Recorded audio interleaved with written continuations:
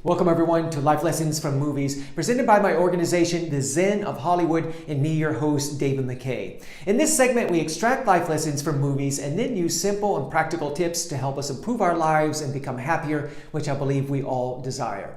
Okay, today's theme is look fear straight in the eye. And we'll examine this theme through the good film Gerald's Game, starring Carla Gugino and Bruce Greenwood. Please know there are spoilers ahead.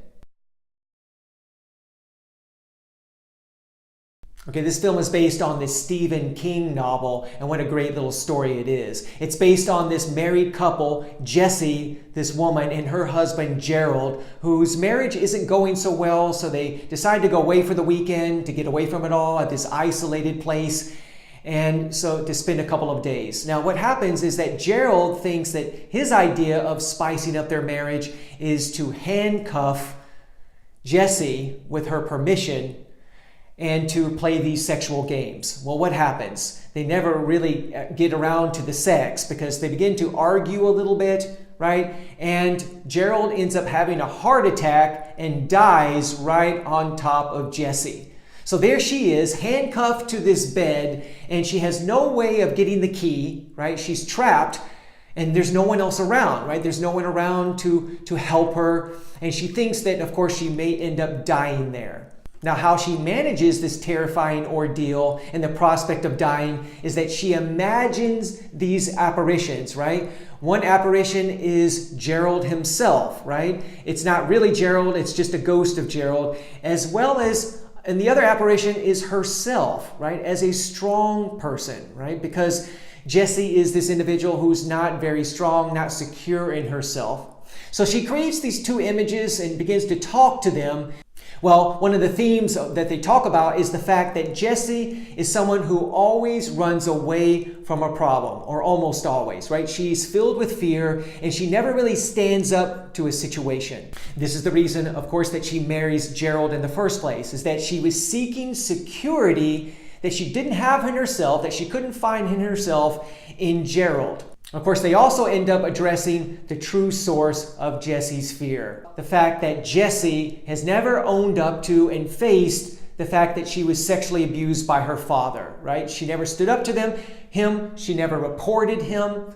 And as a result, she has felt this low self-worth. She's lived in fear, right? And she's, again, found security in others. And we know that people do this in real life, is that the positive qualities that they deny or suppress in themselves, they fall in love with in other individuals. Well, there's another fear that she has to deal with, of course, and that's fear of death. And as nighttime comes, she sees in the corner of the room, from the shadows, remember, this figure comes out of the shadows, right? This massive figure that looks to be like death incarnated. And of course, she believes that it's just a figment of her imagination. She's terrified, but she believes that it's just an apparition like the other two that she created.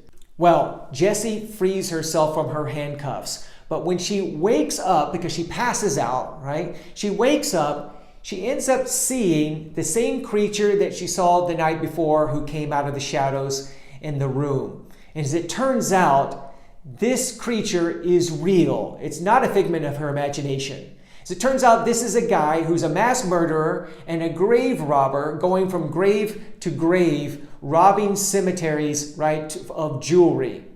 So she has to face this creature to get out of the house. And that's exactly what she does. Jessie walks up to him, this massive figure, looks him in the eye, gives him her wedding ring, right? And she walks out the door. So this film is all about, of course, facing our fears, and that's exactly what Jessie does. And so we need to do the same thing because we know that we have our own fears. Everyone has a fear of one thing or another. Quite often we run away from our fears. So we can be just like Jessie, running away from our fears, avoiding this thing or the other.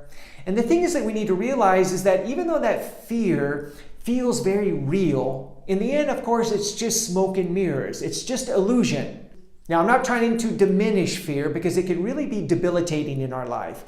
It can be very real, and it is real to ourselves. So I don't want to diminish that. But in the end, it's just all illusion. And so when we face that fear, look that fear in the eye, right? Accept it. Don't run away from it. That's when it dissipates. A lot of people believe that they have to conquer their fears, that they have to be this hero of sorts, someone who's brave, full of courage, right? That's not how it works. It's just a question of being with that fear, looking it straight in the eye, and actually, to be honest, bringing love and compassion to that fear. As we do these things, we move through our fears. So what did you take as a major life lesson from this film? I would love to hear from you in comments below.